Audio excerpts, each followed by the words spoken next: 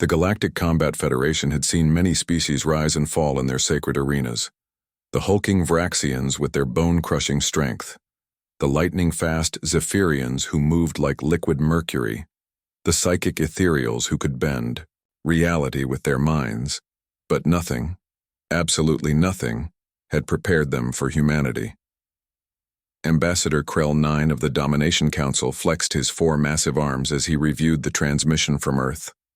The humans, those soft pink creatures who had only recently discovered faster-than-light travel, had the audacity to accept the challenge of supremacy. It was laughable. Their representative would face Gorvak the Destroyer, the undefeated champion of 17 consecutive seasons. Their champion will arrive within the standard rotation, Krell 9 announced to the gathered council members, his translator implant converting his guttural roars into universal standard. We shall witness the swift elimination of another pretender species. The arena on Nexus Prime could hold 50,000 spectators from across the galaxy. Every seat was filled. Word had spread quickly about the humans' bold acceptance of the challenge. Most came to witness what they assumed would be a brief, brutal spectacle, a reminder of why the established powers remained on top. In the competitors' preparation chamber, Gorvak the Destroyer performed his pre-battle ritual. Standing 12 feet tall with natural armor plating that had deflected plasma bolts and energy blades, he was a living weapon. His species, the Krulon, had dominated the arena for 3 standard years. Gorvak himself had never lost a single combat. He roared, the sound echoing through the metallic corridors like thunder. His claws, each the length of a human forearm, scraped against the walls as he paced. Today would be no different from any other day.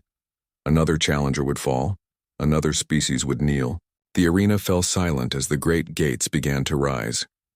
From the northern entrance, Gorvak emerged to thunderous applause from his supporters. His massive form gleamed under the arena lights, every muscle rippling with barely contained violence.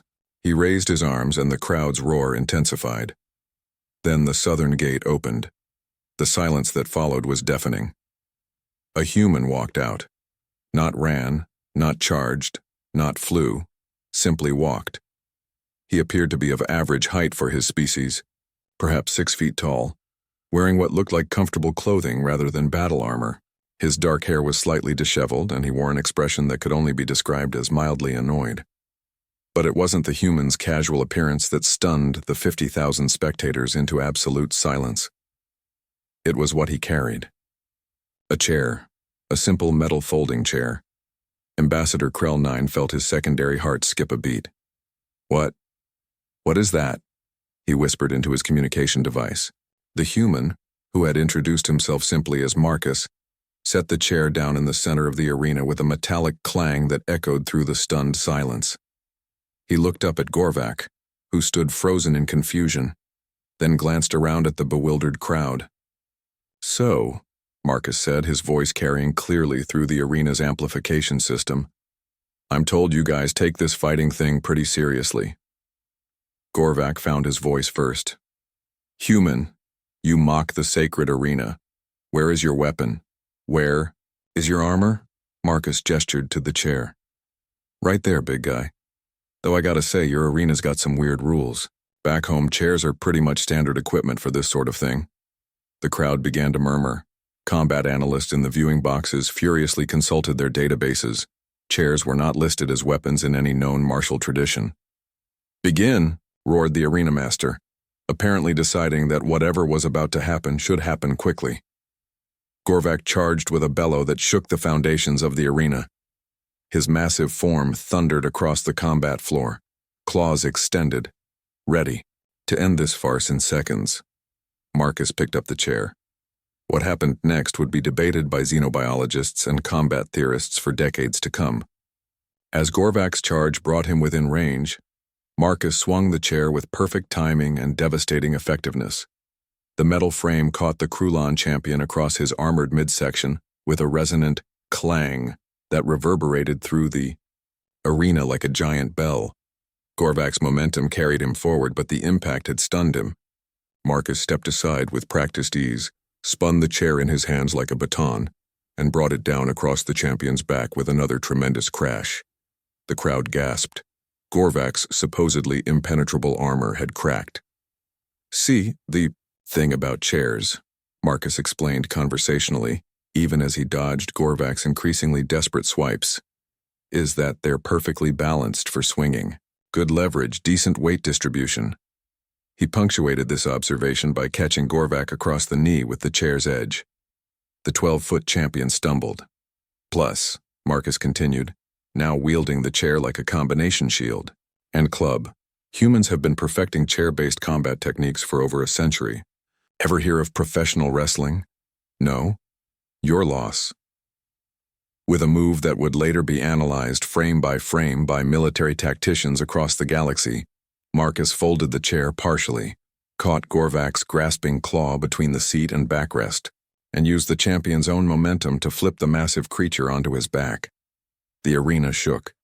Before Gorvak could recover, Marcus had positioned the chair legs against pressure points in the Krulon's armor that no one had realized existed. One precise application of leverage later, and the invincible champion was tapping out, roaring, his submission to prevent further structural damage to his exoskeleton. The silence stretched for nearly 30 seconds. Then someone in the crowd, later identified as a maintenance worker from Tau Ceti, began to clap. Within moments, the entire arena erupted. 50,000 beings from across the galaxy rose to their feet, cheering, stomping, and making whatever sounds constituted applause in their respective species. Marcus folded up his chair, tucked it under his arm, and walked toward the exit. As he passed the judge's box, he paused. "Oh, and just so we're clear," he called up to the stunned officials, "that wasn't even one of our good chairs. That was just standard arena rental equipment." Ambassador Krell-9 found himself reaching for his communication device with trembling claws. The message he sent back to the Domination Council was brief. Recommend immediate diplomatic overtures to Earth. Also investigate human furniture manufacturing techniques for security purposes.